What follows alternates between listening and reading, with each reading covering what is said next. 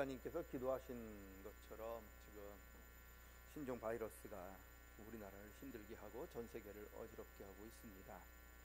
듣기로는 어느 교회에서 또 환자가 발생해서 오늘 그 교회는 예배가 중단이 되어서 드리지 못하게 된다는 안타까운 소식도 지금 들리고 있는데, 하나님께서 조속히 그 병을 이길 수 있도록 지혜를 주실 수 있기를 간절히 바랍니다. 오늘은 시편 마지막 시간으로 시편 150편을 살펴보려고 합니다. 물론 시편 150편 한 편 한 편이 다 귀하고 아름다운 시편입니다만, 시편 150편 가운데서도 특별히 중요한 시편이 있다면 어떤 시편일까? 저는 시편 1편과 마지막 시편 150편이 가장 중요하다고 생각합니다. 운동 경기 중에서 400m 계주 릴레이라고 하는 경기가 있습니다. 400m를 4명의 선수가 이어서 달리는 경기 있는데, 4명의 선수가 달릴 때 그 달리는 순서를 아무렇게나 정하는 게 아닙니다. 달리는 순서가 굉장히 중요합니다. 보통은 첫 번째로 달리는 선수가 중요합니다. 왜요? 첫 번째 달리는 선수가 잘 달려서 상대방의 기선을 제압을 해야 하기 때문에 그렇습니다. 그런데 가장 중요한 선수는 아무래도 가장 나중에 마지막으로 달리는 네 번째 선수입니다.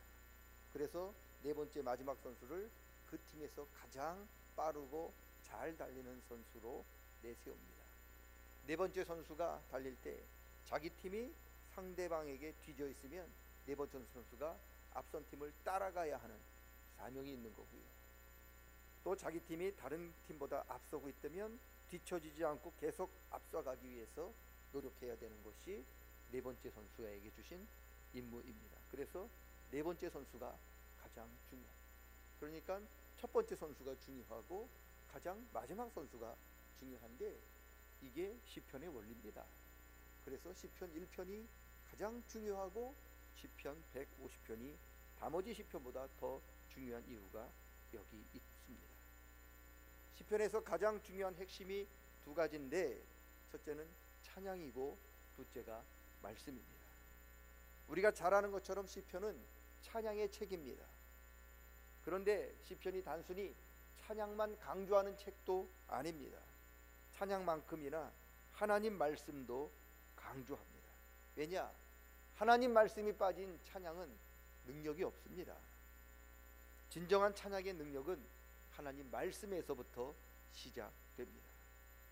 여러분, 하나님의 말씀이 찬양의 능력을 더해 주기 때문에 그렇습니다. 하나님 말씀이 찬양을 살아있게 하기 때문에 그렇습니다. 그래서 동전의 양면처럼 말씀과 찬양은 항상 같이 갑니다.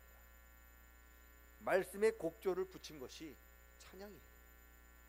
기도에 곡조를 붙인 것이 찬양이죠. 그래서 찬양이 곧 말씀이고 찬양이 곧 기도입니다. 시편 1편은 바로 말씀을 강조하는 시편입니다. 복 있는 사람이 누구냐? 하나님을 말씀을 즐거워하고 하나님 말씀을 가까이 하는 사람이라 그렇게 결론을 내립니다. 하나님 말씀을 가까이 하는 사람, 저절로 악한 사람의 꾀를 따르지 않고 하나님 말씀을 가까이 하는 사람, 죄인들의 걷는 그 길 걷지 않고 하나님 말씀 가까이 하는 사람, 오만한 사람들이 앉는 자리에 앉지 않습니다. 하나님 말씀을 가까이 하지 않기 때문에 악인들의 꾀를 지혜라고 착각하여 그 꾀를 따라가는 거죠. 하나님 말씀을 가까이 하지 않기 때문에 죄인들이 걸어가는 길을 복된 길이라고 착각해서 그 길을 걸어가게 되는 거죠. 하나님 말씀을 가까이 하지 않기 때문에 오만한 사람들이 앉는 자리가 좋게 보여서 그 자리에 앉으려고 길을 쓰고 노력하는 거죠. 그런데 시편 1편의 결론은 무엇입니까? 하나님 말씀을 가까이 하지 않는 사람의 길은 그 길이 좋아 보이고 그 길이 성공한 길처럼 보이고 그 길이 빠른 길처럼 보이지만 아니라는 거잖아요. 다 망하는 길이라고 말씀합니다. 오직 말씀을 가까이 하는 사람들이 걷는 그 길만 하나님께서 인정하신다는 거지요. 여러분, 그래서 시편 1편은 저와 여러분이 이 세상 우리가 살아가는 동안에 우리에게 가장 중요한 것이 무엇인가, 어떻게 살아가는 것이 가장 아름답고 가장 복 있는 삶인가를 말씀해 주는 시편입니다. 가장 의미 있는 삶, 우리가 이 세상 살아갈 때 가장 복 있는 삶이 뭐냐? 하나님 말씀을 가까이 하는 거다. 하나님 말씀을 중요하게 여기고 하나님 말씀을 가까이 하는 사람이 바로 복 있는 사람이다 말씀하고 있습니다. 400m 경기에서 잘 달리는 사람을 가장 먼저 앞세우는 것처럼 우리 인생에서 남보다 앞서가는 방법이 있는데 그게 뭐냐? 하나님 말씀을 가까이 하라는 거죠. 세상의 관점에서 보면 하나님 말씀 가까이 하는 게 뒤처지는 것처럼 보이고 남보다 늦는 것처럼 보이고 그렇게 보일 수 있는 것처럼 보이지만 시편은 오히려 그 반대라고 말씀하고 있습니다. 여러분, 하나님 말씀이 가까이 하는 것이 세상에서 누구보다 앞서가는 거라고 말씀하고 있습니다. 왜요? 여러분, 악한 사람들이 자신의 꾀와 자신의 방법으로 앞서가는 것처럼 보이고 성공하는 것처럼 보이고 그렇게 정말 지혜로운 삶을 살아가는 것처럼 보이지만 그렇지 않다는 거죠. 하나님께서 그들의 삶을 인정하지, 그들의 길을 인정하지 않는다. 첫 번째로 달리는 선수가 여러분 제대로 달리지 못하고 남의 길을 건수면 어떻게 됩니까? 반칙패죠. 첫 번째 선수가 반칙을 당하면 두 번째, 세 번째, 네 번째 선수가 아무리 잘 달려도 그 팀은 실격인 거예요. 하나님께서 시편 1편에서 말씀하고 있는 게 뭡니까? 악인들이 걷는 거 빨라 보이지만 빠른 게 아니라는 거죠. 하나님이 최종 판결은 반칙이라는 거예요. 너는 말씀의 선에서 벗어났다는 거죠. 하나님의 뜻에서 벗어났다는 거죠. 그게 반칙이죠. 그래서 빠른 게 아니라 진정한 빠른 건 뭐냐? 바로 말씀을 따라가는 거예요. 말씀을 가까이 하라는 것이 바로 하나님이 인정하는 가장 빠른 방법이라고 시편은 우리에게 말씀하고 있는 거죠. 그래서 시편 1편은 이 세상 사는 동안에 우리에게 가장 중요한 게 무엇인가? 바로 말씀을 가까이 하고 말씀을 따르는 것이다. 그게 시편 1편이 우리에게 주는 거죠. 우리가 살아가는 동안 꼭 붙잡아야 할 시편이 있다면 1편이죠. 왜요? 거기에 우리의 삶의 원칙이, 거기에 우리의 성공의 원칙이 담겨 있기 때문에 그렇습니다. 시편 1편의 말씀처럼 말씀을 가까이 하는 복이 우리에게 늘 넘칠 수 있기를 축원합니다. 그러면 시편 150편을 살펴보면 시편 150편은 찬양을 강조하고 있습니다. 6절밖에 안 되는 이 짧은 구절 속에 찬양이라고 하는 단어가 13번 나타나요. 1절에 3번, 2절, 3절, 4절, 5절에 2번, 6절에 1번인데 마지막 할렐루야가 하나님을 찬양하라고 하는 뜻이기 때문에 2번, 그래서 도합 13번이나 찬양하라, 찬양하라, 찬양하라 나타나고 있습니다. 시편 150편은 찬양을 강조하는 시편입니다. 여러분, 하나님 말씀을 가까이 하는 사람이 가장 먼저 하는 일 중에 하나가 하나님을 찬양하는 겁니다. 찬양이 왜 중요하냐? 찬양은 지금 저와 여러분의 영적인 상태가 어떤지, 찬양은 지금 저와 여러분이 서 있는 현재 위치에 있는 곳이 어떤 곳인지를 나타나기 때문에 그렇습니다. 은혜 가운데 있는 사람, 말씀 가운데 있는 사람들 반드시 하나님을 찬양하게 되어 있습니다. 자신의 삶 속에서 날마다 찬양이 점점 늘어가고 있다면 기뻐하십시오. 그분은 은혜로 들어가고 있는 거죠. 반면에 자기네 삶 속에서 찬양이 점점 사라지고 있다. 여러분, 회개하셔야 합니다. 은혜가 사라지고 있다고 하는 증거예요. 우리의 삶 속에서 찬양이 사라지면 찬양이 있던 자리에, 찬양이 있다가 빠진 자리에 무엇이 들어오냐? 불평이 들어옵니다. 그리고 원망이 들어옵니다. 그래서 찬양이 사라지면 곧 불평하고 원망이 나타나게 됩니다. 반면에 찬양이 나타나면 불평, 원망이 사라지게 됩니다. 찬양과 불평은 같이 갈 수 없어요. 같이 공존할 수 없습니다. 찬양을 하든지 불평을 하든지 둘 중에 하나를 하는 겁니다. 그래서 찬양은 지금 저와 여러분의 영적인 상태가 어떤지, 우리가 지금 어떤 상태에 서 있는가를 나타내는 증표가 되는 겁니다. 시편 150편은 호흡이 있는 사람 하나님을 찬양해야 한다 말씀합니다. 여러분, 시편 150편은 하나님을 찬양하라고 타이르거나 권고하는 게 아닙니다. 하나님을 찬양하라고 명령하고 있는 거예요.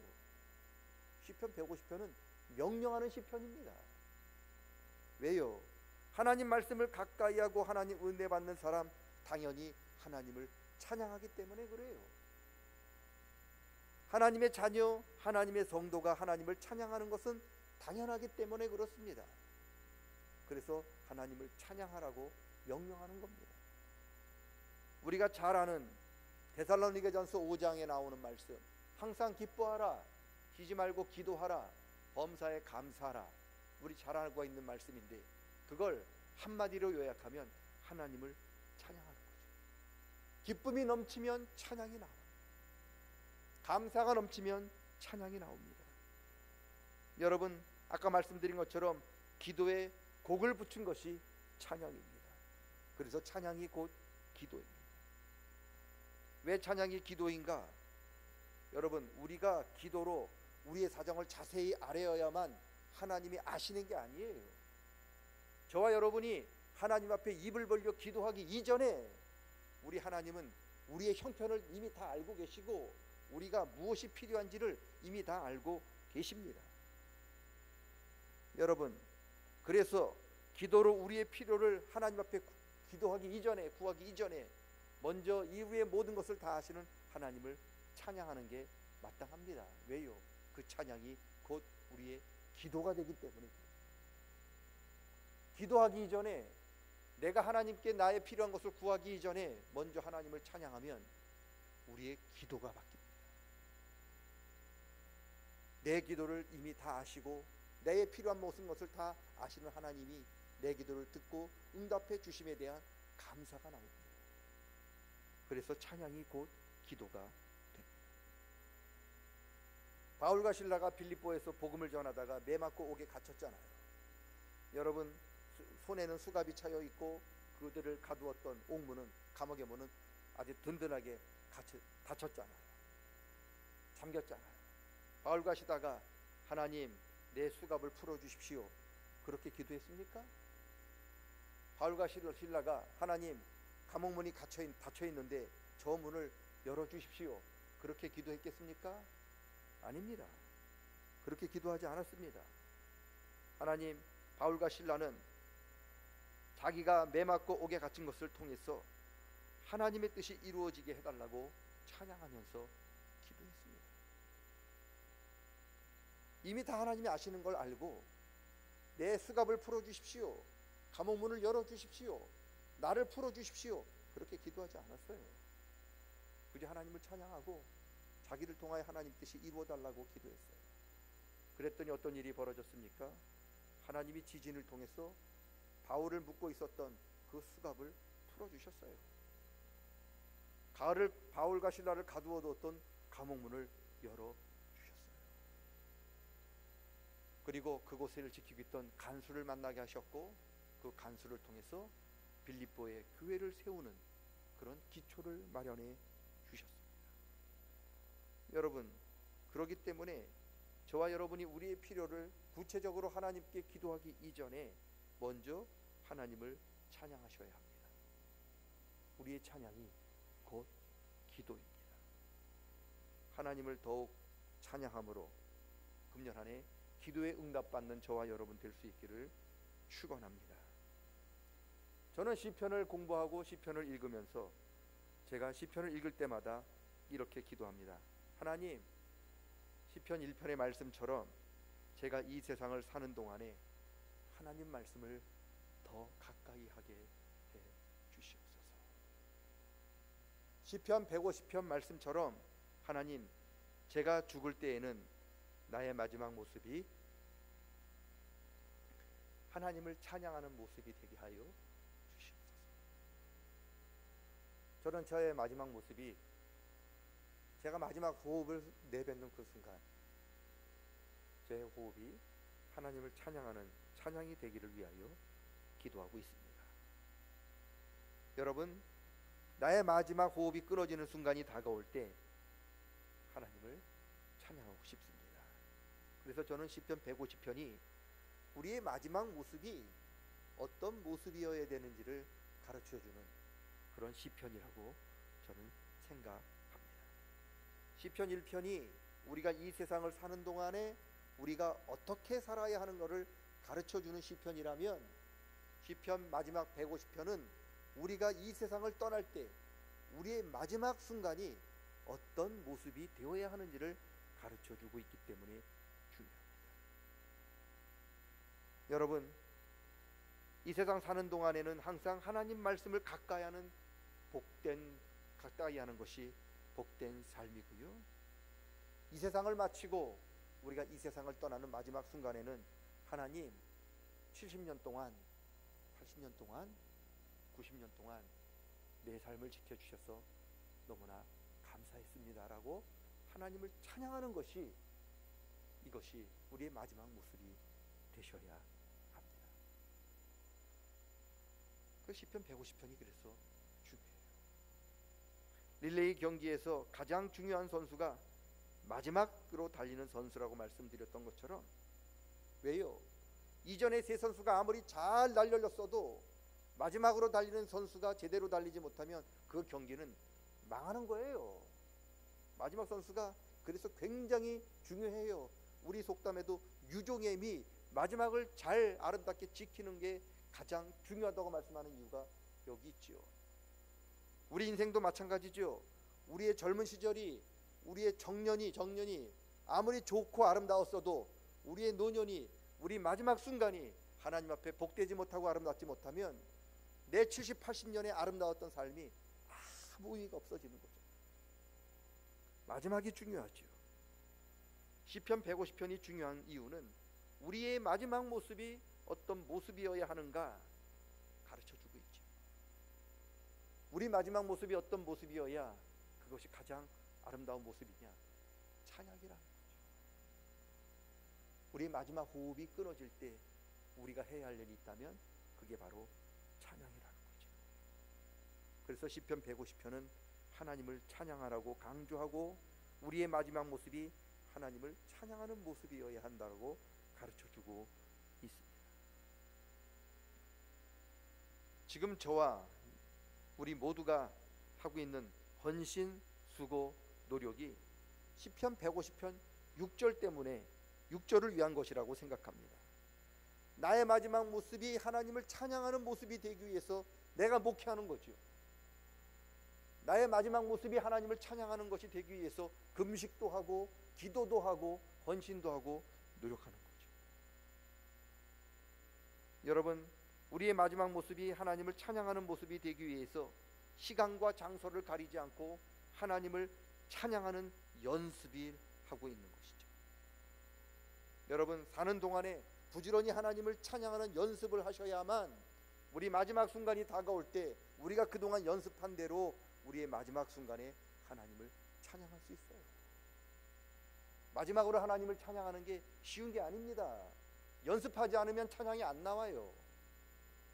마지막 순간, 마지막 호흡이 우리가 하나님을 찬양하는 일이 되기 위해서 우리가 평생 동안 하나님 앞에 그 순간을 드리기 위해서 연습하는 거예요. 기도하는 거죠. 왜 기도하느냐? 저한테 너 왜 목회하느냐? 너한테 왜 그렇게 열심히 노력하고 헌신하느냐? 그러면 저는 내 마지막 순간이 하나님 앞에 감사했다고, 너무나 하나님 앞에 고마웠다고, 그 찬양하는 그 한마디 드리기 위해서 내가 이렇게 지금 노력하고 있습니다라고 저는 고백할 수 있습니다. 저는 그 고백이 나의 마지막 고백이 되기를 원합니다.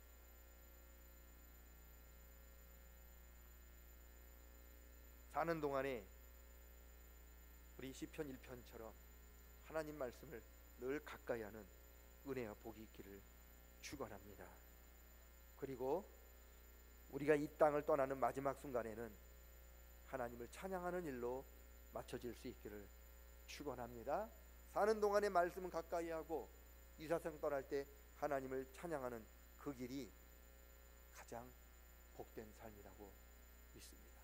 그래서 시편을 읽을 때마다, 제가 시편을 공부할 때마다, 시편을 묵상할 때마다 하나님, 시편 1편처럼 내가 이 세상 사는 동안에 하나님 말씀을 더 가까이 하게 해주시고, 시편 150편처럼 내가 이 세상을 떠나는 마지막 호흡이 하나님의 찬양하는 그 호흡이 되기를 원합니다라고 기도하는데, 그 기도처럼 저도뿐만 아니라 우리 모두가 사는 동안에 말씀을 가까이 하고 우리가 이 땅을 떠나는 순간에 하나님께 감사하면서 찬양을 드리는 복 있는 삶 살아갈 수 있기를 주님의 이름으로 간절히 축원합니다.